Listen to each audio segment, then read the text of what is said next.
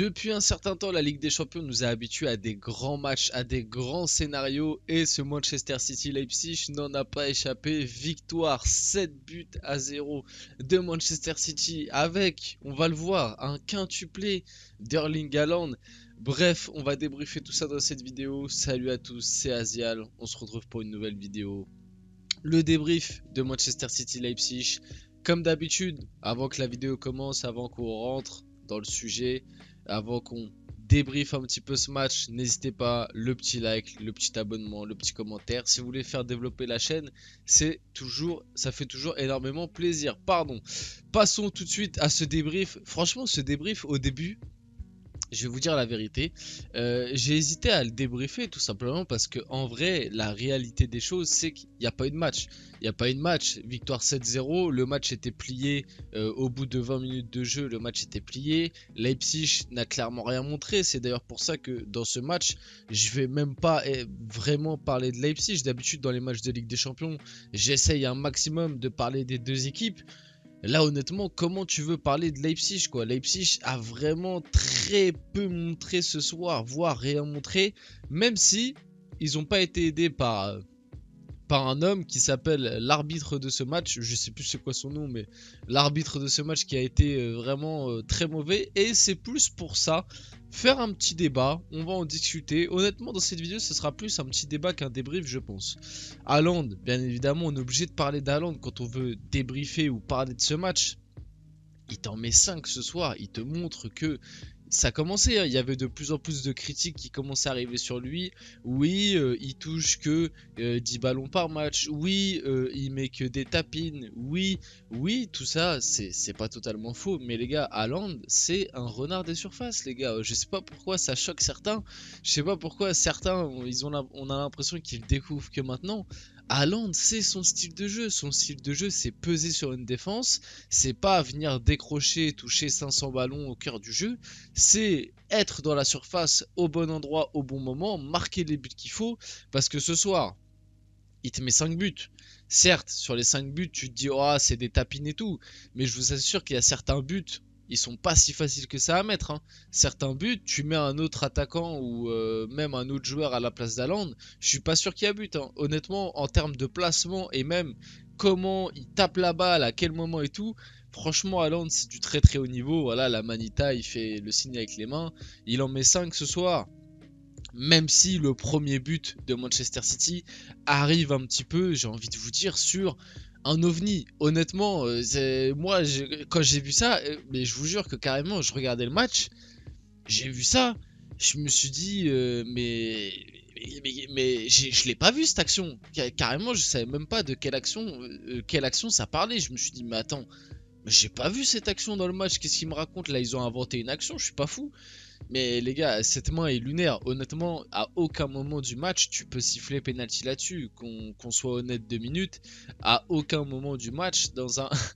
si l'arbitre et l'arbitrage vidéo est censé et respecte un petit peu le football, à aucun moment, dans n'importe quel monde, tu peux siffler penalty là-dessus. Pour expliquer, pour ceux qui n'ont pas vu le match, vous voyez mon curseur, c'est sur un corner, le ballon du coup vient de là, Rodri met la tête et en gros en mettant la tête ça effleure, vous voyez il met la tête un petit peu smatché vers le sol et en mettant la tête ça effleure le bras de d'Henrich qui est dos au jeu, ça se voit, genre il regarde même pas la balle. Alors oui, il a un petit peu le bras décollé au corps, mais c'est parce que sinon, essayer de sauter en ayant les bras collés au corps, bah tu vas avoir moins d'équilibre et tu vas sauter un peu moins haut.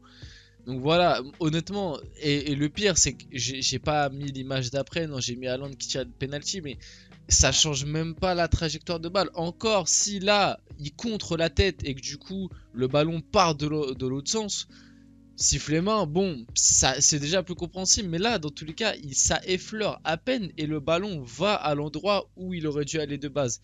Franchement, le penalty est extrêmement sévère. Haaland vient mettre son premier but là-dessus, ça je vais en parler après. Haaland double ensuite la mise directement sur l'engagement, donc ça fait 22e penalty, 24e le doublé d'Haaland. Vient après cette altercation, c'est honnêtement l'arbitrage. Moi j'ai regardé le match sur RMC et c'était Manu Petit au commentaire. Mais les gars, Manu Petit, il était mort de rire du match. Mais je pense que tout le monde derrière sa télé, la première mi-temps, la deuxième mi-temps, il y a eu un petit peu moins d'erreurs. Mais la première mi-temps, en termes d'arbitrage, tu te dis, mais qu'est-ce qui se passe? Ils sont bourrés les arbitres, c'est pas possible. Honnêtement, comment? Pareil, là, il faut avoir un peu le contexte. Mais en gros, ballon long dans la profondeur. Ederson qui sort de sa cage et qui percute, c'est Laimer qui percute Laimer sans toucher la balle. On voit la balle et là elle est pas touchée du tout. Il vient percuter mais vraiment Laimer à 20 mètres de sa cage. Alors j'ai vu certaines réactions, on dit que bon ça méritait peut-être rouge.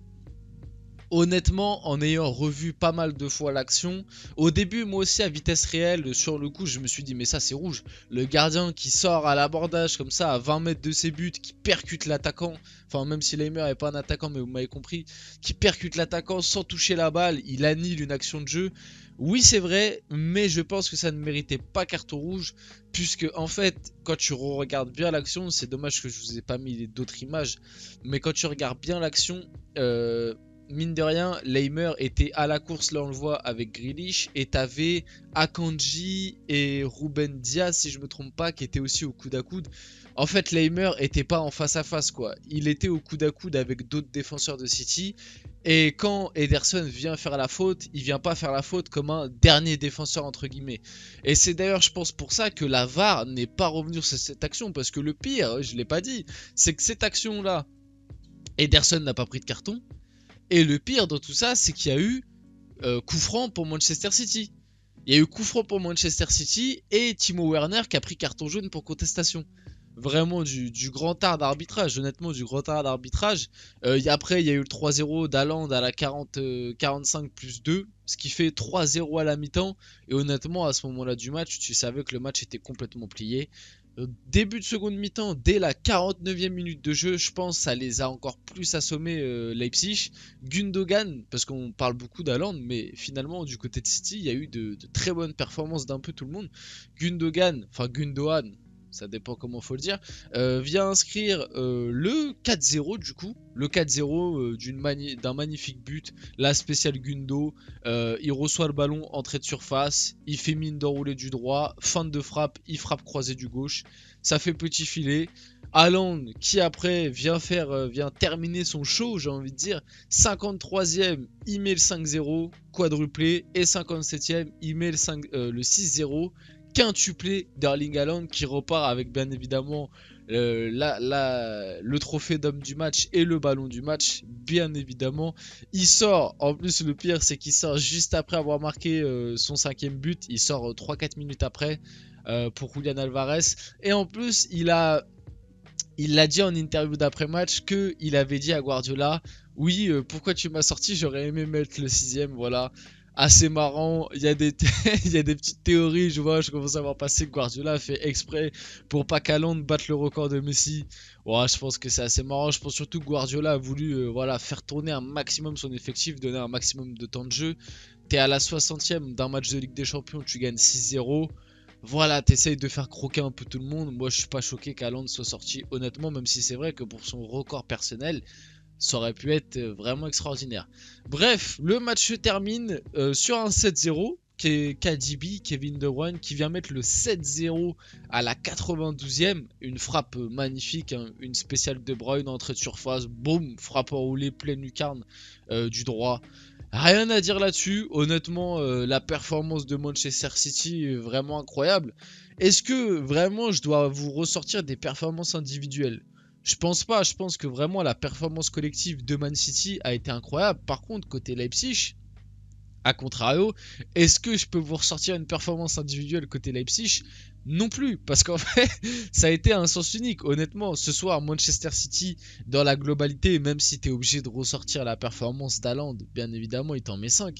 Mais tout le monde a été au niveau, honnêtement, tout le monde a été au niveau, tout le monde a fait son match et tout le monde a été très bon. A contrario, du côté de Leipzig, tout le monde a foiré son match et tout le monde a été absent. tout simplement, et c'est assez triste.